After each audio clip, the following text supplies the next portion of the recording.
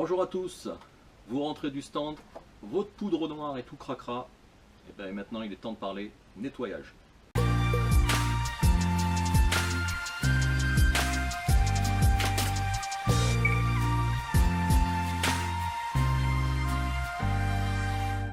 Alors, comment faire pour nettoyer un poudre noire? Pas 36 solutions, il faut le démonter entièrement. C'est là où dans une vidéo précédente je disais que c'est des contraintes le poudre noire. Ça prend énormément de temps. Alors, déjà pour démonter cette arme, on va commencer par le canon, c'est la partie la plus chiante. C'est pour ça que je disais qu'un Remington c'était bien plus facile à démonter puisqu'il n'avait pas besoin d'outils. Là on va avoir besoin d'un petit maillet en bois. Vous allez comprendre pourquoi en bois. Et d'une petite pièce, là j'ai trouvé un bout de ferraille, c'est peut-être pas l'idéal, pour pousser et pour enlever cette clavette, ce verrou qu'il y a là. Et alors pourquoi un maillet en bois? Au départ j'avais utilisé un petit marteau en ferraille. Et lorsqu'on fait, quand on tape à côté, ferraille sur ferraille, et ben ça a marqué tout simplement le canon. Et ben, c'est pas joli. Voilà, et c'est. On peut pas le rattraper tout ça. Voilà, c'est foutu. Donc il faut faire très attention. Alors je montrerai un petit peu en gros plan ce que ça a donné. C'est vrai que c'est pas joli. Alors, cette clavette, je le montrerai aussi en gros plan sur une photo. Il y a un petit téton là à pousser et on vient taper la clavette avec le petit marteau, avec le petit maillet pardon, et sans se taper sur les doigts. Voilà, c'est pas simple avec cette arme là, le Colt. Voilà, donc ces petites clavettes on l'enlève, elle est enlevée et on vient sortir le canon. Il y a une vis ici à côté de la clavette, je n'ai jamais su à quoi ça pouvait servir puisque ça sort tout seul. Voilà, c'est quand même bizarre. Bon. Pour le reste du démontage, vous avez besoin d'un tournevis plat, pas trop gros. Choisissez bien la tête. Alors celui-là c'est avantageux parce que je peux choisir la tête. Pour ne pas foirer les têtes de vis. Important.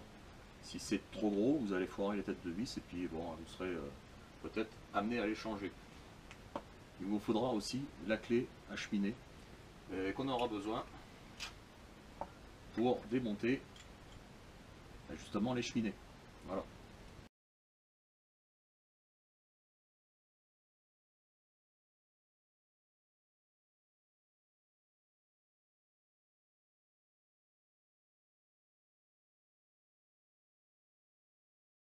Alors voilà, l'arme est complètement démontée.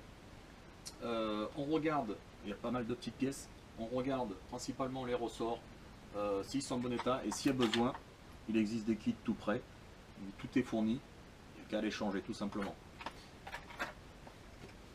Et il n'y a plus qu'à mettre toutes les pièces dans un petit bocal avec de l'eau très chaude, et moi je prends du liquide pour la lessive tout simplement. Et comme disait Likaku, You put on the water, you wash it, you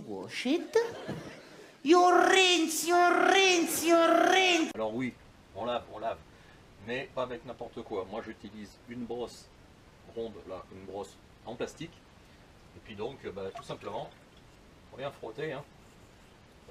Par exemple le barillet, tout l'intérieur, les chambres, on les nettoie toutes. Ou alors j'utilise une brosse à dents, et pareil, on vient brosser toutes les pièces qui sont dégueulasses.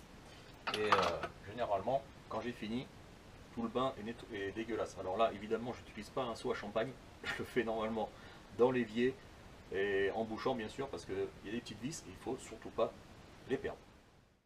Quand vous avez tout nettoyé à l'eau chaude, vous sortez toutes vos pièces, vous changez l'eau, mettez de l'eau propre, sans lessive, et vous rincez tout l'ensemble. Quand vous avez tout passé à l'eau claire, tout simplement, moi j'étale ça sur une serviette. Pour les cheminées, les petites pièces là, les petites cheminées du barillet, un petit coup de soufflette buccale on va dire, et puis on regarde bien si elles sont pas obstruées, et pareil, on les laisse tout sécher.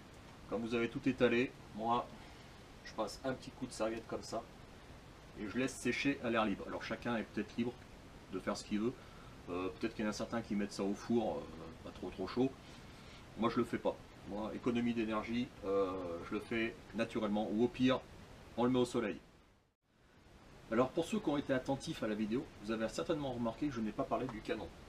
Alors le canon, moi je le fais à part, je le mets pas dans un bain. Je nettoie comme une arme traditionnelle, c'est-à-dire écouvillon dans le canon, coup de chiffon, au besoin brosse à dents, et puis voilà, je nettoie. Voilà, je fais ça à part. J'aime pas trop le mettre dans la flotte. Bien sûr, cette partie, je vais pas arriver à défaire, décidément. Si, cette partie, je la défais, et pour le nettoyage complet. Voilà. Alors voilà, on laisse sécher tout l'ensemble. Si par mégarde, vous voulez aller un petit peu plus vite au niveau séchage, et ben, coton-tige pour les endroits un petit peu délicats pour une serviette, n'importe quoi. Ça aide aussi à nettoyer, vous avez vu, hein, les endroits qui n'ont pas été nettoyés complètement. Et le petit coton-tige, ben, ma foi, c'est plutôt pratique. Voilà, franchement, il y a des endroits qui restent sales, qui sont inaccessibles quand on nettoie ordinairement avec une brosse ou une brosse à dents. Là. Le coton-tige, ben, ma foi, ça nettoie plutôt pas mal. Alors vous avez vu, le nettoyage d'une poudre noire, c'est quand même très fastidieux, c'est très long. Je dirais en moyenne, on y passe facilement 1 heure à tout nettoyer. Alors, vous allez me dire, ouais, mais est-ce qu'on est obligé de tout nettoyer et de tout démonter? Évidemment non, on n'est pas obligé de tout nettoyer. Maintenant, ça voulait savoir si vous voulez garder une arme en état ou qui va se détériorer, on va dire, un petit peu plus vite. Moi, honnêtement, je ne démonte pas tout le mécanisme à chaque fois que je vais au stand et que je vais tirer 3 barillet. Voilà, je le fais peut-être 1 fois sur 2. Bon, mais il faut penser que ce sont des pièces fragiles. Vous avez vu, il y a plein de petites pièces, des petits ressorts qui sont fragiles et qu'il faut entretenir régulièrement. Alors, évidemment, sur un 357, celui que j'ai par exemple, on va pas s'amuser à tout démonter parce que c'est pas de la poudre noire, c'est de la poudre sans fumée. Puis c'est une cartouche métallique, ça s'en va par le canon, ça s'en va par les côtés du barillet. Ça n'a rien à voir avec le poudre noire. Le poudre noire, ben, ça passe partout. Et notamment dans cette pièce-là, qui a des petits recoins, qui sont difficiles à nettoyer. Et voilà, c'est pour ça que je disais dans la vidéo précédente, le poudre noire, soit on l'aime pas. Et ce nettoyage déjà, c'est fastidieux. Et généralement, quand on débute dans le rechargement, quand on débute dans le poudre noir, on voit vite si c'est plaisant, si ça nous plaît ou pas. Si on commence à galérer et à se dire que le nettoyage, eh ben, c'est chiant, eh ben, vaut mieux passer à autre chose et carrément oublier le poudre noir. Voilà. Quand on fait du poudre noir, il y a les avantages, il y a les inconvénients, et ça c'est un inconvénient. Pour le remontage, alors je ne vais pas filmer le remontage, mais il faut savoir une chose, il ne faut pas forcer, voilà, c'est des pièces fragiles. Si ça bloque, c'est que c'est pas bien mis. Voilà, il ne faut pas rentrer ça à coups de marteau. Pour le remontage, moi j'utilise de l'huile spéciale Arm. Alors là c'est de la Armistol, il y a peut-être d'autres marques, mais voilà. À chaque fois, je mets un petit coup sur une pièce et je fixe la pièce. Ça va être peut-être bourré un petit peu d'huile, mais vaut mieux avoir trop d'huile que rien du tout. L'huile va protéger aussi un petit peu de la rouille parce que ça a tendance un petit peu à rouiller, mais si vous huilez normalement, ça ne rouille pas. J'ai laissé pendant 4-5 ans cette arme sans la toucher, le canon commençait à se piquer. Donc si vous avez une arme que vous n'utilisez pas, vérifiez quand même au moins 1 fois par an s'il ne se pique pas, parce que ça serait vraiment dommage que ça s'abîme. Voilà. Donc le poudre noir, hein, c'est quand même toute une histoire. Hein. Il faut l'apprécier. Voilà. Il faut aimer ça. Sinon, vaut mieux carrément abandonner et passer à autre chose. Ciao, à bientôt.